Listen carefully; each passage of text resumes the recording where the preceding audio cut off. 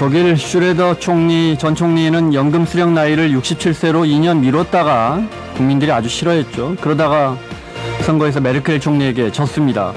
프랑스 사르코지 대통령도 연금 수령 시기를 60세에서 62세로 늦추고 공무원 연금 보험료 올렸다가 2년 후에 대선에서 졌습니다. 국민연금 흔히 난파선이라고 하는데 개혁을 해야 되죠. 난파 안 되게 하려면. 근데 이 난파선에 잘못 손댄 정부는 국민들에게 미움 사기 딱 좋습니다. 오늘 국민연금 개편안 가안이 나오는데요. 금요일 선거의 감 김원장입니다. 시작합니다.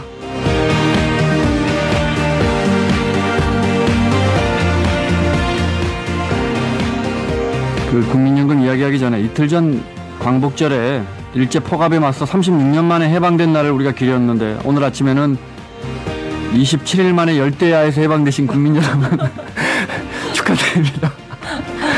이대호 기자 축하해요. 만세. 어젯밤 오늘 아침에 정말 깜짝 놀랐어요. 야, 어떻게 이렇게 해가지고 집에 갈 때, 어제 집에 갈 때 정말 좋았어요. 집에 들어왔는데 에어컨을 안 켜고 있는 이런 상황. 어제 저희가 술 한잔 했었는데 고란 기자 온다고 해놓고 안 오고.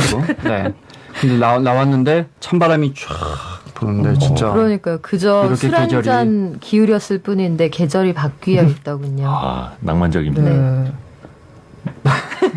그러면서 또 자연의 섭리를 아는 거죠. 네. 아, 이렇게 또 이렇게 가는구나. 여름이 갑니다. 네. 오늘 금요일 원탁의 기자들에서는 요즘 논란의 핵 국민연금 이야기해보고요. 네. 공무원연금 개혁과 맞물려서 논의를 해보고 그 전에 소고기 마블링 이야기도 해보겠습니다. 국민연금은 한 37만 원 정도 받습니다. 우리가 평균적으로. 네. 공무원연금은 한 240만 원 정도 받죠. 그렇지만 깊이 들어가면 여러 가지 사연이 있습니다. 잠시 후에 자세하게 이야기 나눠보겠습니다. KBS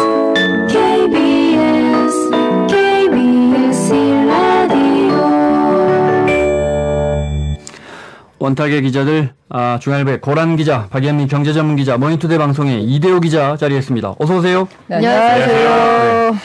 네. 먼저 소고기 등급제부터 좀 이야기 나누고 나서 국민연금과 공무원연금 이야기 해보겠습니다. 소고기 등급제를 고친다, 손본다. 네. 예, 누군가 이런 말을 해서 누군가 맛있는 꽃등심을 눈앞에 두고 사나리는 온통 메밀밭이어서 피기 시작한 꽃이 소금을 뿌린 듯이 흐뭇한 달빛에 숨이 막힐 지경이다. 야, 이 꽃등심 앞에 놓으면 이게 딱 맞아요, 이 식기가. 그럼요. 식기가 아니군요. 이 소설이군요. 소설이에요. 네. 그러니, 근데 이제 우리는 지금 마블링 이른바. 눈 내린 것 같은 마블링. 그렇죠. 꽃등심 필무렵? 네네. 괜찮은데요? 네네. 네. 식탁 위에서 꽃등심이 피었다라는. 네.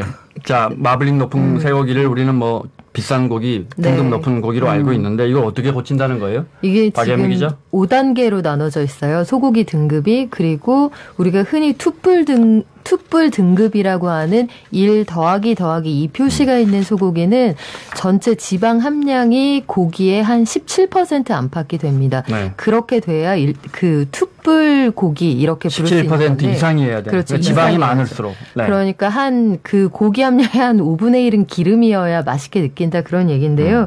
지금은 일반적으로 가정에서 가장 많이 먹는 그 1등급 고기의 경우에는 지방 함량이 한 15% 남짓이거든요. 그런데 이렇게 지방 함량이 낮더라도 여기에 2+까지 등급을 줄 수도 있도록 그러니까 여러 가지를 다각적으로 고려해서 등급제 전반을 좀 개편하겠다 이게 정부 생각입니다.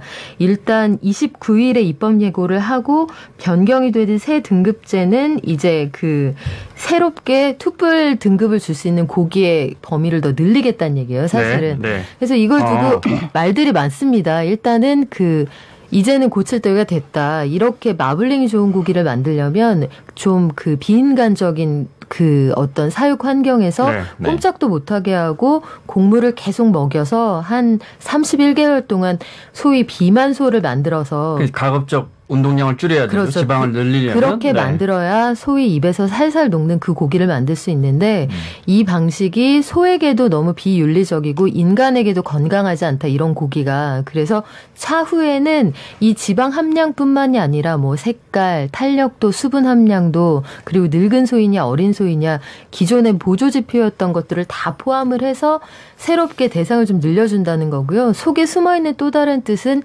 곡물 사료가 사실 비싸거든요. 네. 그러니까 농가가 지는 어떤 생산비의 부담을 좀 줄여주겠다. 그리고 그 비만소를 만드는 데는 시간이 좀 오래 걸리거든요. 31개월 정도 걸리는데 네. 와규 수준의 소를 만드는 데는 한 29개월. 그리고 그 미국산이나 호주산은 약간 좀 그 한국인 입맛에 다소 질기다는 느낌이 있는 분들도 네. 계시잖아요. 이런 소들은 22개월이면 도축을 합니다. 그러니까 그 비만소 말고 우리도 그런 수준으로 약간 그 살코기 함량이 높은 그런 소에도 높은 등급을 줄 수 있게 하자. 숨은 뜻은 결국은 농가의 부담을 좀 줄여주자. 생산비 부담을 낮춰주자는 것인데 이쪽은 좋아요. 그러면 반대로 소비자의 입장에서는 어떨 것이냐. 저는 두 가지 고민이 있는데요. 한 가지는 입맛이 그렇게 쉽게 바뀔 것이냐. 여기에 대한 고민이 좀 있고요. 뭐 개인적으로는 지방이 적고 살코기가 많은 걸 좋아하시는 분들도 계시겠지만 네. 어찌되었든 현재 등급이나 이 소고기 판매량이 유지된 건 그 좋아하는 사람이 많았다는 얘기잖아요. 현재 마블링 많은 고기를. 여기에 대한 그 입맛을 바꿀 수 있느냐의 문제가 한 가지 있을 것이고 다른 한 가지는 높은 등급 받는 고기가 늘어나면 낮은 등급 받는 고기가 상대적으로 줄어들 텐데 그러면 싼 고기가 줄어들고 비싼 고기가 늘어나지 않겠느냐. 네. 결국은 그 부담이 생산비가 낮아졌다고 해서 판매 가격이 낮아질 것이냐. 여기에 대한 고민은 남아 있습니다. 이게 네. 6년 전에도 비슷한 얘기가 한번 나온 적이 꾸준히 있는데요. 나오던 얘기죠. 당시에 그 제가 농림부 장관 성함이 서규용 장관이었네요. 이분이 이제 당시에 그 세계 주요 곡창지대 가뭄이 들었어요. 6년 전에. 그래서 그 곡물 사료값이 막 올라가고 생산비 부담이 늘어나고 하니까 현장 시찰을 나가서 이런 말씀을 하셨어요. 갑자기 언제까지 마블링에 집착할 텐가. 네. 이런 발언이 나오면서 준비가 안 돼 있는데 등급제를 바꾼다는 얘기가 나오니 뭐 그 밑에 국실장들도 허둥지둥 그 소동이 좀 일었습니다. 네. 근데 당시에는 준비가 안 된 상태에서 물가 부담, 생산비 부담 때문에 나온 얘기였고 이번 건 그래도 차근차근 준비를 해서 제도를 좀 바꿔보자. 입맛을 바꿔보자. 뭐 이런 시도인 것 같네요. 지금까지 네. 박연미 꽃등심 전문 기자의 설명 들었습니다. 제가 이렇게 뭔가 어떤 사건을 볼 때는 항상 이렇게 고라니죠? 기원을 보거든요. 그래서 등급제의 기원이 뭐냐라고 하면은 저는 이게 굉장히 오래된 건 줄 알았는데 그닥 오래되지 않았고요. 그래요? 네. 93년부터인데 이게 왜 이렇게 됐느냐라면 혹시 70년대, 90년대 옛날 사람 인증하실지 모르겠지만 청취자분들 중에 이 소고기 소 물먹인 사건 이런 거 아, 많아요. 네. 네. 이게 뭐냐면 당시에는 도축할 때요. 도축할 때 뭐 등급이 아니라 일단 무게가 많이 나가면 많이 나가는 걸로. 육량. 예. 그렇죠. 육량. 하다 보니까 이게 단기간에 몸무게를 많이 나가게 할 수 있는 방법이 물을 먹이는 거거든요. 그럼 바로 이제 키로수로 전환이 되니까 그래서 억지로 동물들에게 도축 전에 물을 먹여서 막상 도축을 하고 나서 이렇게 실제 그 고기로 만들면 양이 안 나오는 거예요. 애초에 그 양이. 그런 네. 사건이 70년대, 90년대 사회면을 장식을 했었고 이 와중에 92년도에 우루과이 라운드로 인한 축산물 시장 개방이 이루어지게 됩니다. 그러면서 야 우리나라 소가 외국 수입소에 비해서 너무 경쟁력이 떨어진다. 그래서 한우의 품질을 좀 개선을 해보자. 그래서 라고 해서 등급제가 나왔다. 93년에 도입이 됐고요. 처음에는 1, 2, 3등급이었는데 이게 사람들이 정말 점점 입맛이 고급화되고 취향이 세분화되다 보면 더 생기잖아요. 97년에 1 플러스 등급이 생겼고요. 2004년에는 2 플러스 등급이 추가돼서 지금 네. 현재는 5개 등급인 거고요. 그래서 이제 그 아까 말씀드린 대로 이 마블링 요게 있으면 이제 맛이 좋으니까 네. 이걸 늘리는 과정에서 돈이 많이 들어가게 되고 하면서 지금 현재는 농가에서 부담이 너무 많이 건강에도 안 좋고. 그래서 네. 아까 말씀드린 대로 만약에 이게 바뀌면 처음 지금 투뿔 등급이 17% 이상인데요. 이걸 이제 15% 이상으로 낮추겠다는 거거든요. 그러면 약 2개월 정도가 줄어듭니다. 네. 소를. 그러면 약 45만 원이 줄어들게 돼서 농가의 부담이 적어진다라는 얘기가 지금 자, 나오고 그러면 있죠. 이제 청취자분들 이게 궁금할 거예요. 뭐 다 알고 취지도 좋은데, 그래도 지방 많은 이른바 마블링 많은 고기가 맛있는데 이런 기호까지 우리 취향까지 바꿀 수는 없는 거 아닌가? 이게 지금 이제 고란 기자도 잘 설명을 이대호 기자? 해드렸습니다만 네. 등급제를 바꾸는 이유 아까 박연미 기자도 설명해 주셨듯이 예를 들어서 그 등급에 맞지 않는 가격이 책정되고 있다라거나 아니면 이 등급제에 대한 소비자들의 신뢰도가 떨어지고 있다라거나 거기서 출발한 게 아니잖아요. 네. 그러니까 농가의 어떤 부담을 줄여주기 위한 취지다라는 거기 때문에 소비자 입장에서는 기존의 1 플러스 등급 사 먹던 거를 그냥 1등급짜리를 사 먹으면 되는 거거든요. 그런데 시장에 가보니까 앞으로 만약에 바뀐다면 기존에 그냥 세 번째 등급이던 1등급짜리가 예전에 팔리던 1++, 2뿔짜리랑 비슷한 가격에 팔리네? 이런 소비자 입장에서 상당히 혼란스러울 수도 있고 불안이 나올 수도 있는 거죠. 박예미 기자 말처럼 네. 그러면 투뿔 가격은 좀 낮아져야 되는데 그것도 안 낮아지면 그렇죠. 낮아질 수가 오히려 없겠죠. 등급 거의. 개편으로 비싼 등급만 많아지는 거 아니냐. 그러니까 사실 이게 취지가 시작됐던 게 수입 소고기 중에서 냉장육 비중이 많아지고 있다. 기존에는 수입육이 이제 좀 저품질, 냉동고기가 많아졌다였는데 네. 이제 냉장육 비중이 아. 16년도에 한 14%에서 17년도에 한 18%까지 많아지다 보니까 네.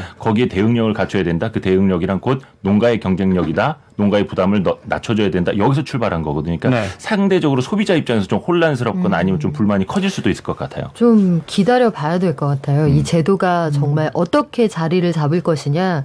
그래서 제가 6년 전에는 준비 없이 소위 에그플레이션, 그러니까 곡물이나 농산물의 가격이 뛰면서 물가를 끌어올리는 이 현상을 막기 위해서 당시에는 부랴부랴 내놨던 게 마블링만 가지고 고기를 평가하지 말자, 그 얘기가 그때는 물가 때문에 나온 얘기였어요. 네. 그래서 당시에 제가 썼던 기사를 찾아보니까 곡물가 대책, 소에게 묻는 농식품부 이거였더라고요. 네. 근데 그때 당시하고 지금하고는 이우민 씨가 생산비 부담을 물음표 소가 웃을 이야기죠.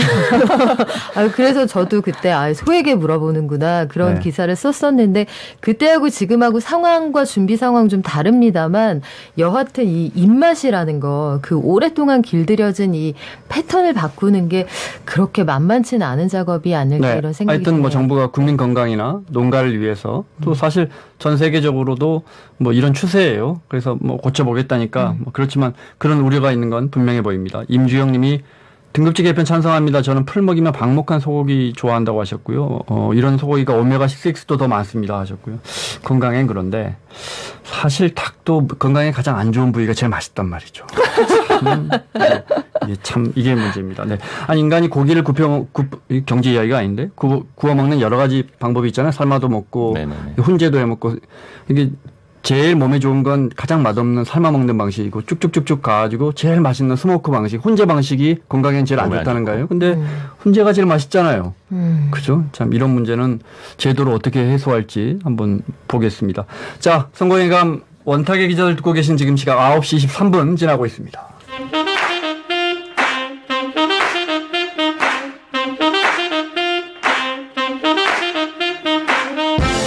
경제를 알면 성공이 보입니다. 경제가 들리는 아침. 성공예감 김원장입니다. 자, 6969님이 김 기자가 몇 번이나 국민연금이 일반연금보다 좋다고 했죠. 믿고 다시 가입했습니다. 만세. 오늘 뒤에다 만세 붙이시는 분들이 되게 많아요. 광복절 며칠 안 지나서. 네. 어때요, 해방? 6326님이 네. 오랜만에 새벽에 선풍기 끄고 이불 덮고 잤습니다. 진짜 이불 찾아야 할 시기가 돌아왔습니다. 네. 국민연금 제가 죽을 때까지는 제도 변화 없을 것 같아서 후세들 보고 떠안으라고 그랬어요. 자, 국민연금 이야기를 하겠습니다. 네. 오늘 이제 2시 엠바고입니다. 네. 내용은 아직 잘 모르고요. 국민연금 개편 가안 나옵니다. 가안. 정부안도 아니고 그것 가지고 이제 정부안 만들 거고 그 정부안도 또 국회 통과해야 됩니다. 국회에서 또 손볼 수 있습니다. 고갈이 2060년 맞죠? 에서 이제 3년 정도 당겨질 수 그럼 있다. 몇 살 고갈까지 몇 살쯤 남았어요, 대충? 고란 기자, 우리 승려분들한테 여쭤보면 안 되나? 57년을 기준으로 하면. 네, 57년에 고갈되면. 그럼 제가 지금 41살이니까요. 네. 2018년에 지금 몇 년 남은 거죠? 그러니까요. 9. 이게 남의 일 같지 않은데, 왜 지금. 저는 이때까지 충분히 살아있을 것으로 예상되는데. 네. 고갈 안 됩니다. 그러니까 네. 고갈이 되더라도 제가 이 기본 전제부터 말씀드릴게요. 일단 큰 주머니에 담겨 있는 거 고갈될 수 있어요. 당초의 설계가 덜 내고 더 받는 구조로 돼 있기 때문에 이건 어떤 정부가 특별히 잘하거나 잘못해서가 아니라 네. 국민들에게 좀 얹어주자는 개념으로 만든 사회보장 제도이기 때문에 당초에 이대로 쭉 가면 고갈될 수밖에 없는 구조로 탄생을 했어요. 그런데 나라가 망하지 않는 이상 어떤 방식으로든 줍니다. 이건 제가 제 오른팔을 걸고 말씀드릴 수 있는데 네. 독일과 같은 경우에는 적립식에서 이제 그 큰 주머니가 다 바닥이 나서 부가식으로 바뀌었어요. 무슨 얘기냐면 내야 되는 사람들한테 싹 걷어서 그거 적립하지 않고 바로 줘야 되는 사람들한테 내주거든요. 그래서 적립분이 한 3주분밖에 없습니다. 네. 그런데도 굴러가고요. 그 유럽의 대부분의 나라들이 이렇게 운영이 되고 있는데 부가식이라고 그러죠. 부가식이라고 하죠. 현재는 적립식이지만 그러니까 크게 걱정 안 하셔도 됩니다. 네. 국가 보장에 대해서 의견이 이제 딱 두 가지로 네. 쉽게 나뉘는 것 같아요. 네. 박연미 기자가 설명해 준 것처럼 정부 재정 통계에도 그 통합재정 수지라는 게 있잖아요. 그게 국민연금을 비롯한 어떤 뭐 4대 사회 보장성 기금을 합한 재정 그 현황이거든요. 그러니까 여차하면 국가가 이거는 보장을 해줘야 된다라는 기조이기 때문에 그런데 네. 이제 걱정하시는 분들은 그거예요. 만약에 국가가 어떤 뭐 디폴트 채무 불이행 상황에 빠지게 된다면 국민연금도 못 받는 건 마찬가지 아니냐 이건데 사실 쉽게 말하면 나라가 망하면 국민연금이건 뭐 공무원연금이건 그렇죠. 아무것도 없는 거죠. 그건. 네. 박연미 기자 설명했듯이 그럴 가능성은 매우 낮습니다. 그래서 네. 저는 역시나 이제 역사적 탄생 배경으로 보자면 국민연금이 언제 나왔느냐? 언제 나왔을 것 같으세요? 근데 30년 전에 나왔죠. 예. 88 올림픽. 네, 이때 당시 전두환 정권이 전 국민 복지 시대가 열린다라고 하면서 국민연금 제도를 출범시켰고요. 이게 출범 당시부터 뭔가 이렇게 잘 해보자 정말 이게 아니고 약간의 그 정권에 대한 정당성 이걸 확보하기 위해서 당시에는 보험료율이 3%인데 소득 대체율이 70%였습니다. 네. 아니 3% 내고 70%씩 받으니까 이거 당연히 빵꾸가 나게 그러니까 돼 내 있어요. 100만 원 벌면 네. 매월 3만 원씩 내고 나중에 70만 원 노후에는 받는 거죠. 70만 원밖에 설계가 된 겁니다. 이게. 그러니까 이게 어째부터 정권의 정통성 결여를 메우려는 의도에서 출발했기 때문에 뭐 재정 건전성 이거는 뭐 아직 뭐 하지도 못했고요. 네. 너무 힘드니까 98년에 1차 연금 개혁을 해서 보험료율을 9%로 올렸고 소득 대체율을 60%로 낮췄습니다. 네. 그리고 지금 문제가 되고 있는 게요. 뭐 갑자기 갑자기 막 소득 대체율은 그 쭉쭉쭉 낮춰서 네. 지금은 이제 45%입니다. 근데 지금 네. 이게 문제가 되고 있는 게 뭐냐면 갑자기 문제가 된 게 아니고 5년마다 평가를 합니다. 네. 이걸 보험료율을 얼마나 올릴지 대체율은 어떻게 맞출지 그 5년이 지금인 거고요. 그게 가만히 있어 용어가 재정 추계인가 그렇죠? 그렇죠. 뭐죠? 중장기 재정 추계인데 네, 이게 네. 5년 단위로 하는 거고 그래서 안 해야 되는 얘기를 뜬금없이 꺼낸 건 아니고요. 네, 13년에 맞죠. 했으니까 그게 좀 올해 나온다는 뜻이에요. 나와야 네. 된다는 얘기예요. 올해 정확히 하는 말하면 해요. 예. 5년마다 한 번씩 국민연금 종합운영계획 을 수립하게 되면서 해봤더니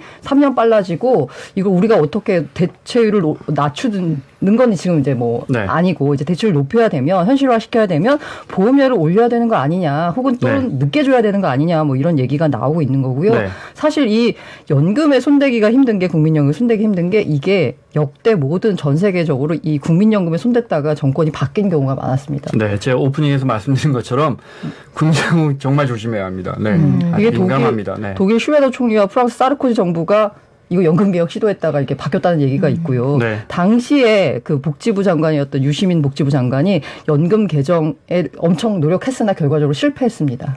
쉽지 않은 아니요, 일이죠. 그때 고치긴 했어요. 고치긴 아, 했는데, 예. 예, 제가 그때 출입 기자였어요, 복지부. 네. 고치긴 했지만 그때 네. 당시에 그때 이제 아, 더 노령연금을 내고 통과시키고 율 그렇죠. 조정을 못했죠. 율 네, 조정을. 더 내고 덜 받는 개혁을 하려고 했지만, 네, 네. 똑같이 내고 덜 받는, 네, 네, 연금 이게 개혁했죠. 그래서 정확히 보면 아까 말씀드린 고갈이라는 표현이 고갈 하니까 못 받는다 이렇게 연결되는데 말씀하신 대로 고갈되면 못 받는 건 아니고 정부가 재정에서 지원해서 지급을 합니다.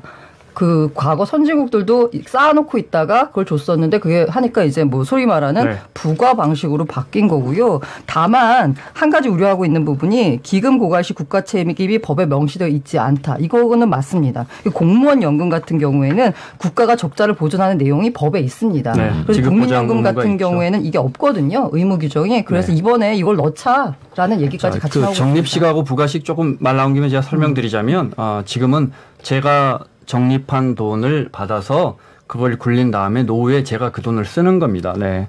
그런데 이제 그렇게 하면 고갈이 되는데 선진국은 그렇게 하다가 안 되니까 돌려막기처럼 카드 돌려막기처럼 내가 받을 때 이제 곳간에 돈이 부족하니까 새로 들어온 사람이 그때 젊은 사람들이 국민연금 낼 거 아니에요, 보험료? 네. 그 돈으로 저한테 줘버리는 거죠. 그렇게 이제 부가식으로 되는데 사실 그것도 20, 30년 후의 일이라서 그 사이에 어떻게 바뀔지 우리가 너무 미리 걱정할 필요는 없겠습니다. 물론 대비는 네. 해 나가야겠죠. 미리미리 대비해야 네. 되는 거고요. 기억하실지 모르겠지만 5년 전 2013년에 나왔던 얘기가 지금 최근 기사화되고 있는 내용이랑 되게 비슷해요.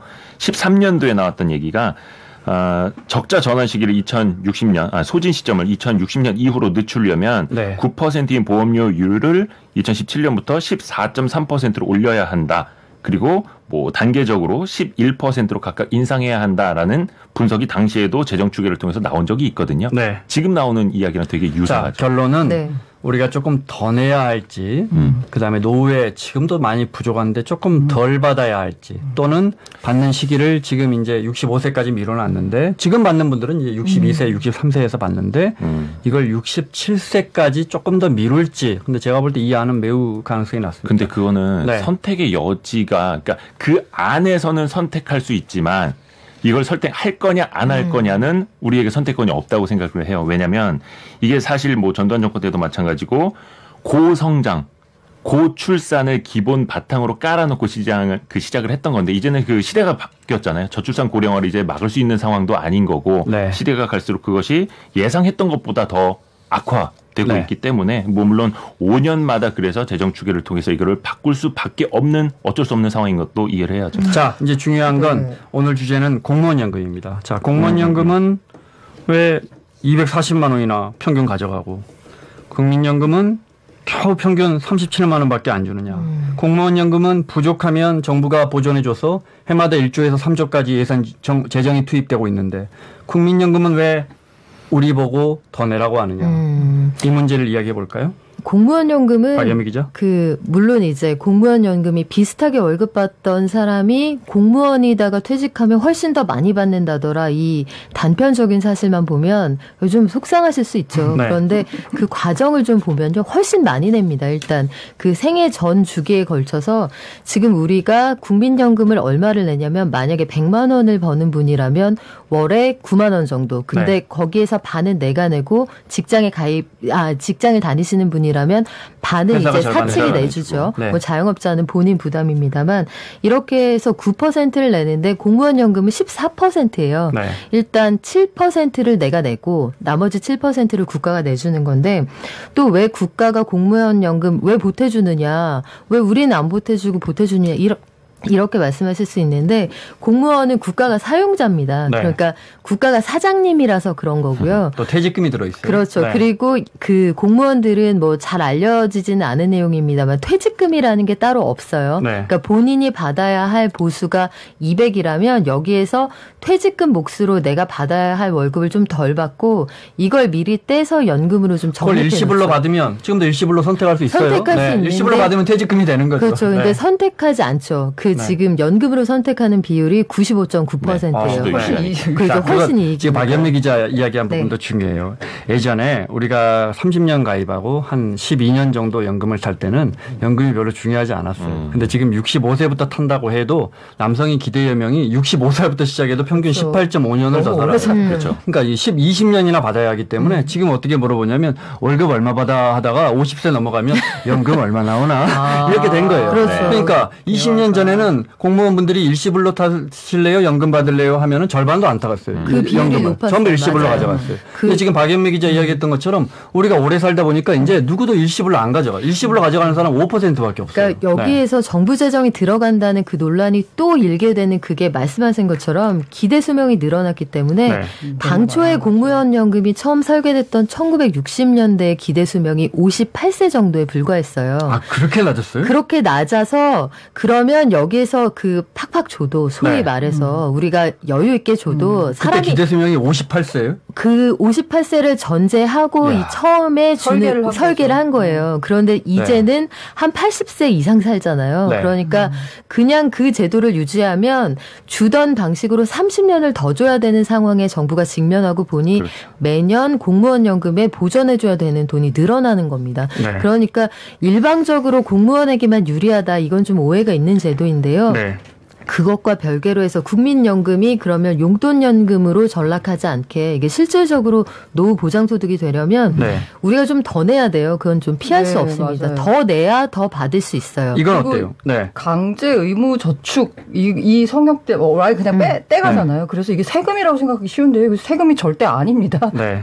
그 부분도 말 나온 김에 네. 네. 언론에서 국민 주머니 또 털어가나. 그건 아니죠. 정말 그건 잘못된 아니에요. 표현이에요. 이거는 정말. 현존하는 최고의 금융 상품입니다. 아, 좋은 표현이에요. 털어갔다가 나중에 더 더 줘서 줘요. 돌려주는 거예요. 국민연금률을 자 오늘 이제 몇 달 안에 결정할 텐데 정부가 내년부터 뭐 한 2% 올릴지 10몇 년 후부터 네. 참 점진적으로 올릴지 모르지만 올린 만큼 우리가 더 받는 건 분명한 사실이에요. 네. 네. 그때 가서 혹시 뭐 고갈이 되면 정부가 보전을 하더라도 네, 분명히 그건 더 저는 이렇게 쓰는 기사를 쓰는 쪽에서 그러면 왜 민간연금은 보험사의 대기업 보험사의 민간연금도 그렇게 말하면 우리 주머니 털어가는 거잖아요. 그렇죠. 매월. 왜 그런 건 기사를 쓰지 않고 국민연금만 주머니 턴다고 쓰는지 모르겠어요. 여기서 네. 중요한 게 그 네. 운용 이야기를 좀 해야 될 네. 시점인 것 같은데요.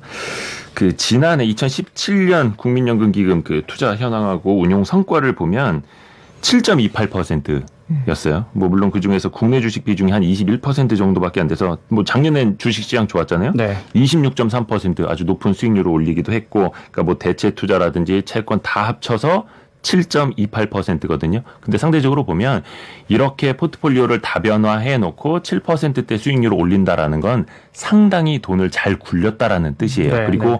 국민연금의 가장 중요한 건 안정성이거든요. 고수익보다는. 그래서 일각에서는 국민연금 운용 수익률이 왜 이거밖에 안 되냐라는 지적들이 많은데 네. 이 수익률을 더 높이라라는 건 그만큼 위험한 위험해진다. 투자를 더 많이 하라라는 어제 뜻이거든요. 저녁에 제가 봤던 분도 우리 사회에서 제법 오랫동안 사회생활 하신 분인데 왜 그렇게 근데 해마다 적자래요? 이렇게 물어보시더라고요. 네? 그렇지 않아요. 30년 동안 5.9%면 지금 이 웬만한 ELS 가입하면 연 수익률 6%, 6.5% 보장하잖아요. 그렇죠. 예. 그렇게 위험한 ELS도 6% 수익률 보장하는데 완전히 안전하게 굴리는 국민연금이 해마다 6%씩 이익을 내고 있단 말이죠. 네. 그래서 지금까지 쌓아놓은 돈이 200몇 조예요. 그렇게 벌어둔 돈이. 그럼요. 그러니까 우리 국민연금이 뭐 대단하게 잘하는 건 아니지만 그렇게 잘못 알려져 있는 부분은 바로 잡아야겠습니다. 여기 네. 오해와 진실이 참 많은 것 같은데 네. 국민연금은 그냥 그 자체로 금융 상품이고 사회보장제도 그 자체로 봤으면 좋겠어요. 저는 이걸 공격하는 쪽도 그리고 수세적인 태도를 보이는 쪽도 지나치게 여기 어떤 프레임을 씌워서 보고 있는 게 문제인 것 같은데 네. 절대로 고갈 안 된다. 이것도 거짓말이에요. 고갈은 될 수 있지만 대안은 충분히 있다. 이게 팩트고요. 네. 또 한 가지가 운용 수익률이 되게 좋은 건 아니지만 그래도 선방하고 있다. 하지만 해외 연기금에 비해서는 부족한 수준이다. 이것도 팩트입니다. 네. 그리고 전반적으로 이게 언젠가 못 받을 수 있다? 그렇지는 않아요. 그렇지는 절대로 않을 거라고 예상하고 다만 내가 이만큼 받을 수 있을 거라고 기대했는데 경제 상황에 따라서 좀 덜 받게 될 수는 있겠죠. 하지만 그 경우에도 낸 돈보다는 더 많이 받게 될 거다. 이건 네. 역시 팩트입니다. 아우, 그러니까 어느 네. 쪽에서도 너무 정리가 잘 됐습니다. 이걸 네. 정치적으로 바라보지 않았으면 좋겠어요. 어느 쪽이든. 그렇죠. 자, 지금 평균적으로 해도 네. 1.7배에서 4.5배까지 받아갑니다. 이런 금융상품 없죠. 네. 그리고 이게 국민연금이 지금 현재 경제적인 문제가 아니라 다 정치적인 문제로 전환돼서 얘기가 되는데요. 네. 그리고 이제 그 예전에 국민연금과 공무원연금을 설계했던 당시의 가정들이 지금은 다 안 맞고 있잖아요. 네. 그래서 그 가정들을 맞추다 보면 그 공무원연금이 왜 이렇게 많이 주냐 보면 일종의 현재 소득을 보전해 주는 거였어요. 연금으로 나중에. 네. 지금 조금 받지만 나중에 연금을 많이 받으니까 네. 야 공무원 연금 그렇게 적은 거 아니야. 참아 라고 이거였죠. 이렇게 얘기한 네. 거였죠. 그런데 지금은 그게 아니라 이제 공무원의 소득 수준이 달라졌기 때문에 네. 일단 저는 뭐 장기적인 관점에서는 이 공무원 연금과 국민연금 등 모든 연금을 통합해서 운영하는 식으로 해서 지금 사회 연금 시스템을 개혁을 해야 된다 보고요. 네. 이런 연금 시스템 개혁에는 당연히 기득권의 반발이 있겠지만 정권의 운명을 걸고 미래 세대를 위해서 진짜 해야 된다라고 네, 저는 저 생각합니다. 마무리를 해야 합니다. 네. 네. 2315님이 공무원연금하고 국민연금하고 합치면 안 되나요? 지금 저 고란 기자도 얘기했지만 이렇게 하는 나라들도 있는데 쉽지는 않습니다. 일본도 이미 그렇게 했고요. 짜잔님이 공무원 평균연금이 6천만 원이다 한데 한 6,600만 원 정도 될 겁니다. 근데 공무원연금이 대기업에 비하면 형편없이 낮은 거고 지금 우리 국민들이 지금 절반이 비정규직화되고 있기 때문에 거기에 비하면 그렇죠. 과거보다는 네, 굉장히 네. 높은 거기 전제가 때문에 많아졌죠. 그렇게 따지면 되는데 저는 황혜인 님이 정확히 지적하셨어요. 친구들이 그래서 그렇게 공무원 시험을 공부했군요.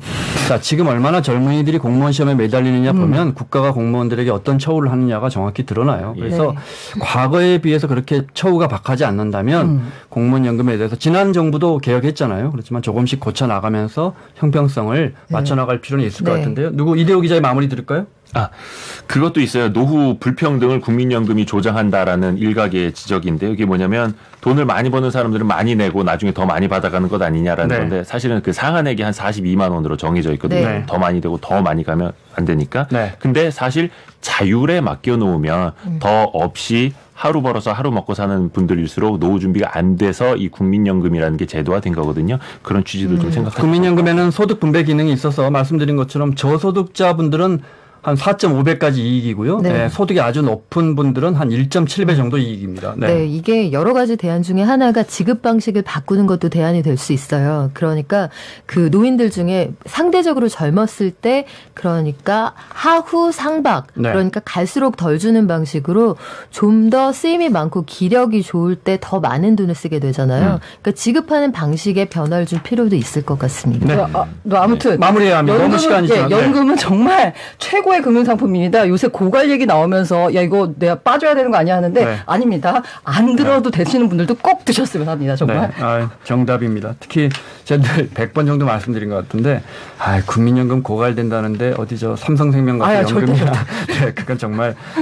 자, 중앙일보의 고란 기자, 모니터대 방송의 이대호 기자, 박연미 경제전문 기자였습니다. 고맙습니다. 예, 감사합니다.